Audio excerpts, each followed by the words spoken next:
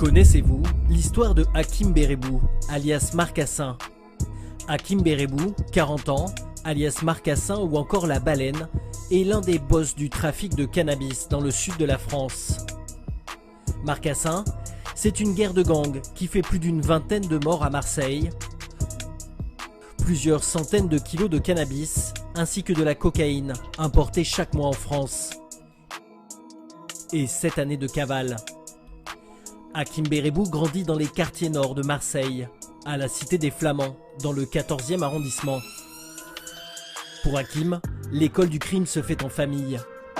Son grand frère Mehdi est un des boss locaux du trafic de stupéfiants. Il règne sur une partie du business des quartiers nord et enchaîne les condamnations.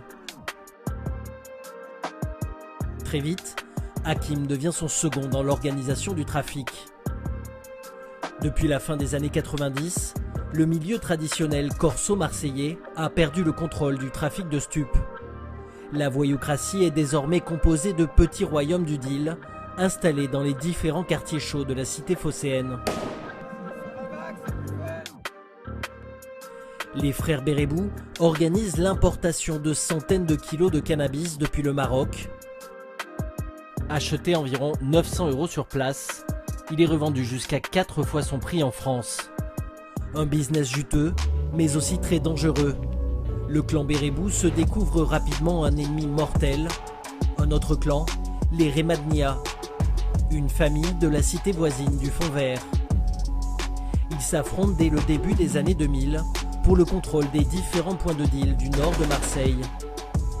En 2009, Mehdi, le grand frère, fait une première victime chez ses concurrents. En 2012, il est condamné à 8 ans de prison pour avoir écrasé un jeune homme avec son 4x4 à la sortie d'une boîte de nuit. Hakim prendrait alors les commandes de l'organisation familiale. C'est le début d'une guerre longue et sanglante, qui se réglera désormais à grands coups de Kalachnikov. Les représailles vont causer près d'une vingtaine de morts parmi les deux clans. En 2014, le grand frère Mehdi sort de prison. Quelques semaines plus tard, il est abattu dans un guet-apens sur l'autoroute à l'entrée de Marseille. Après la mort de son grand frère, Hakim échappe de justesse à une tentative d'assassinat. Il n'est plus en sécurité et quitte le quartier. Mais son business se poursuit. Il s'envole vers l'Espagne, passe par la Costa del Sol, puis s'installe au Maroc, d'où il continue d'organiser des go-fast à destination de la France. Marcassin est un homme très discret. C'est l'une des clés de sa réussite. Personne ne parle de lui, mais sa drogue est partout dans le sud de la France.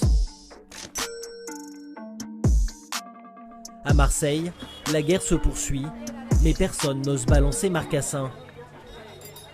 En exil, au contact direct des producteurs, Hakim Bérebou monte en puissance. Son business est florissant. À partir de 2016, son trafic prend de l'ampleur et s'étend sur tout le territoire. Il se diversifie et serait même impliqué dans un trafic international de cocaïne qui entre en France en passant par le port du Havre. Pendant cette période, Marcassin importe des tonnes de cannabis depuis le Maroc sans quitter la somptueuse villa qu'il habite. Bérebou investirait également dans l'immobilier et notamment à Dubaï afin de blanchir les revenus de son trafic. En 2016, les enquêteurs mettent la main sur le téléphone d'un de ses lieutenants dans le cadre d'une enquête pour homicide.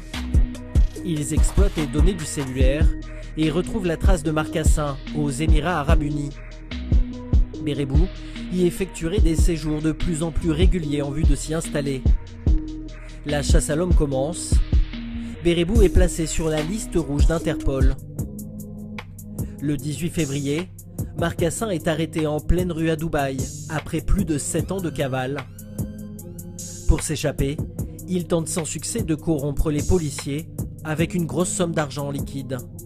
Actuellement incarcéré dans l'Émirat, Hakim Bérebou est sous le coup d'une demande d'extradition de la part de la France, dans le cadre de plusieurs enquêtes sur des trafics de drogue et des assassinats.